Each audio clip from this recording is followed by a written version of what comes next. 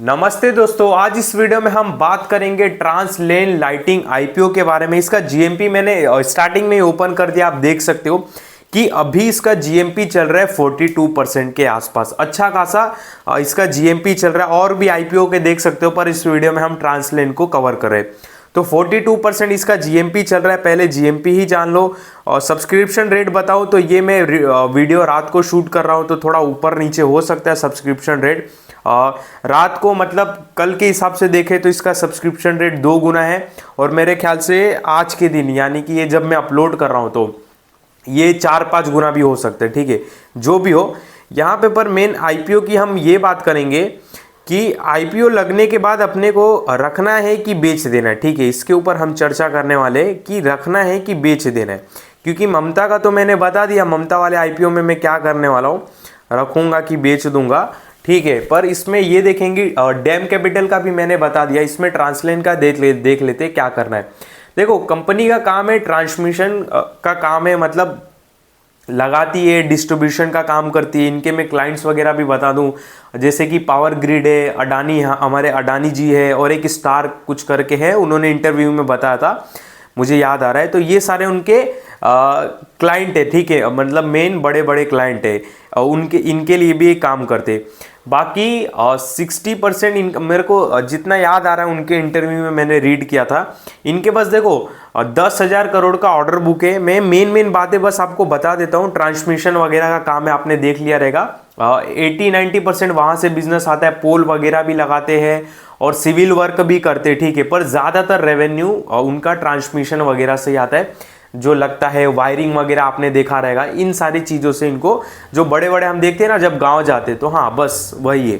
ठीक है, तो यहाँ पे एक सेकेंड, कहाँ गया ट्रांसलेन? अरे यार एक सेकेंड, मेरी इंग्लिश उतनी अच्छी नहीं है, इसके लिए यहाँ पे मेरे को बहुत तकलीफ होती है। ठीक है, ट्रांसलेन, यहाँ पे इसका नाम देखो, मेरे को लिखने को नहीं हो रहा क्योंकि भाई मेरी इंग्लिश नहीं अच्छी है, सही बोलो तो। ये मैं टाइप कर दूं, मैं मार्केट कैप दिखाना चाहता हूँ, बाकी कुछ नहीं। जितना आती है इंग्लिश तो बहुत है, कॉपी पेस्ट आता है तो ठीक है। देखो, मार्केट कैप है इनका 5,800 करोड़। ठीक है, ऑर्डर बुक भी बता देता हूँ। मेन बात करेंगे, बिजनेस समझ गए हो, आपने टीवी पे भी देख लिया रहेगा, इंटरव्यू वगैरह देख लो, गूगल वगैरह करो, ट्रांसमिशन वगैरह का काम है। ठीक है, उस डीप में नहीं जाएंगे क्योंकि आईपीओ का मैं भाई डीप वीडियो बना रहा हूँ तो उतना कोई पसंद नहीं कर रहा है। ठीक है, तो देखो मार्केट कैप है इनका 5,800 करोड़। ऑर्डर बुक पड़ा है 10,000 करोड़ का, जिसमें से इनका बाहर से भी बिजनेस आता है। ये बात ध्यान देना, घाना वगैरह हो गया, इन्होंने कंट्री के नाम लिए थे, मैं आगे रीड करके बताऊंगा आपको। तो जो इनके पास 10,000 करोड़ का भी ऑर्डर बुक है, इसमें से ये अराउंड 40% ऑर्डर बुक बाहर से है, 60% इंडिया से। बिजनेस की बात करूं तो बिजनेस इनका 60% बाहर से आता है, 40% इंडिया से आता है। ठीक है, उल्टा है, समझ गए? तो ऐसा इनका कुछ बिजनेस और ऑर्डर बुक का स्ट्रक्चर है। अब बात करूं कि ये जो 10,000 करोड़ का ऑर्डर बुक है, इनको कंप्लीट करने में कितना टाइम लगेगा, तो उन्होंने इंटरव्यू में बोला कि देखो, अब जो बाहर के ऑर्डर बुक लेते हैं उनको 3-4 साल लगते कंप्लीट करने में, इंडिया के रहते हैं उनको 2 साल लगते हैं, ऐसा उन्होंने बताया। तो उन्होंने बोला कि एवरेज अगर हम लमसम पकड़े तो हमको अराउंड 2.5-3 साल लग जाएंगे ये 10,000 करोड़ के ऑर्डर बुक को कंप्लीट करने में। तो आप एक इससे मोटा मोटा अंदाजी लगा सकते हो कि मार्केट कैप 5,800 करोड़ के आसपास है अभी कंपनी, और 2-2.5 सालों में इसमें और ऐड हो जाएंगे 10,000 करोड़ के आसपास। ठीक है, ऑर्डर बुक। तो आप एक अंदाजा लगा सकते हो कि कंपनी कहाँ पे स्टैंड करती है। वैल्यूएशन की बात करूँ तो अच्छे खासे ठीक ठाक वैल्यूएशन पे, ज़्यादा ठीक भी नहीं, ज़्यादा खराब भी नहीं, ठीक नहीं, मतलब ठीक है, डिसेंट है, अच्छा है। यहाँ पे नेट प्रॉफिट काफ़ी तेजी और तगड़े से ग्रो हुआ है, नेट प्रॉफिट काफ़ी अच्छा है, अच्छे खासे। देखो इनके पास रिजर्व है, कर्जा बोले तो रिजर्व से कम है, अच्छी बात है। यहाँ पे ये सब मेन डाटा आपको मैंने बता दिया, जीएमपी बता दिया, बिजनेस बता दिया, ऑर्डर बुक बता दिया और बिजनेस बता दिया कि कहाँ कहाँ से आता है। और भी चीज़ें मैं रीड कर लेते, हम यहाँ पे देख लेते। यहाँ पे ये खुल जाए एक बार, कहाँ गया ये कंपनी डिटेल, यहाँ पे हाँ देख सकते हो। हाँ, अच्छा खासा इनको एक्सपीरियंस भी है। 2008 में इनकॉर्पोरेटेड हुई थी, बाद में construction company focused of power transaction, distribution, manufacturing, lattice structure, conductors and monopoles. इन्होंने इंटरव्यू में बार बार बोल रहे थे कि कंडक्टर्स में भी हमारी अच्छी खासी पकड़ है। बाद में the company providing the service supply engineering procurement and construction transmission line distribution line, वही आप जो लाइन मैंने आपको बताया, EPC service in civil construction including design relation to bridge tunnel elevated, ये इनका कुछ सिविल वर्क हो गया, ठीक है। Cooling towards act as manufacturing service provide the pole lighting, इनका ये 2-3% यहाँ से पैसा आता है रेवेन्यू, इसके लिए मैंने इस पर ज़्यादा फोर्स नहीं डाला, आप रीड कर सकते हो। Segment include supply installation and testing, testing वगैरह भी करते हैं, सप्लाई वगैरह भी करते हैं, इंस्टॉल भी करते हैं, पोल्स वगैरह जो रहती है ना, ये सारी इनके बोलने का मतलब। The company provide railway service, railway service देखो प्रोवाइड करते हैं, यहाँ से भी इनको 2-3% ही बिजनेस आता है। और इनका देखो जितना मैंने इंटरव्यू देखा, इनका फोकस इसमें नहीं है, क्योंकि बोलते हैं रेलवे में थोड़ा मार्जिन वगैरह के इशू है, ठीक है। तो ज़्यादातर इनका वो जो मैंने ट्रांसमिशन वाला बताया उसमें ही इनका 89% बिजनेस आता है। सिंस कंपनी जब से है complete 200 power transmission distribution project को कंप्लीट कर चुकी है, काफ़ी अच्छी बात है। एक्सपीरियंस वाले हैं, टेंशन मत लो, ठीक है। The company is presence in 58 country including Bangladesh. और देखो हाँ, इसमें एक नेगेटिव पॉइंट निकल के आता है, इन बांग्लादेश में भी इनकी जैसे क्या बोलते हैं कंपनी प्रेजेंस है, और बांग्लादेश के अभी जान सकते हो लफड़ा क्या चालू है, ठीक है। तो अच्छा खासा बिजनेस वहाँ से भी आता है, तो ये एक नेगेटिव पॉइंट है। बाकी केन्या, तंजानिया, नाइगर, नाइजेरिया, माली, कैमरून, फिनलैंड, पोलैंड, ये सारे कुछ बाहर है, ठीक है, with Turkey EPC supply project. बाद में इन्होंने बोला था कि कंप्लीट ईपीसी ऑफ 14,654 सीकीएम कर चुके, ट्रांसमिशन लाइन वगैरह कंप्लीट कर चुके, ठीक है। First situation Gujarat, second Delhi, हाँ देखो companies 4 manufacturing unit, the first one is situation Vadodara Gujarat, second one in Deoli Maharashtra and third fourth one Silvassa Dadra and Nagar Haveli, ठीक है। तो ये सारे कुछ इनका हिसाब किताब है। बाद में स्ट्रॉन्ग डाइवर्सिफाई ऑर्डर बुक, इनकी स्ट्रेंथ क्या है, ताकत क्या है, establish manufacturing facility in 4 location, proven track record, growth establish presence, power transmission, ठीक है। सारी बात ठीक है, कंडीशन अशेष वगैरह है, ठीक है। नेट प्रॉफिट इतना हम डीप में नहीं घुसने वाले हैं, क्योंकि सारी बातें ठीक है। तो देखो अभी मेरा क्या राय बनता है इसको लेके, हम इसको अब ये बात करते। एक्सपीरियंस है जीएमपी, चलो वो तो जीएमपी के लिए तो सब अप्लाई करेंगे, वो एक अलग बात हो गया।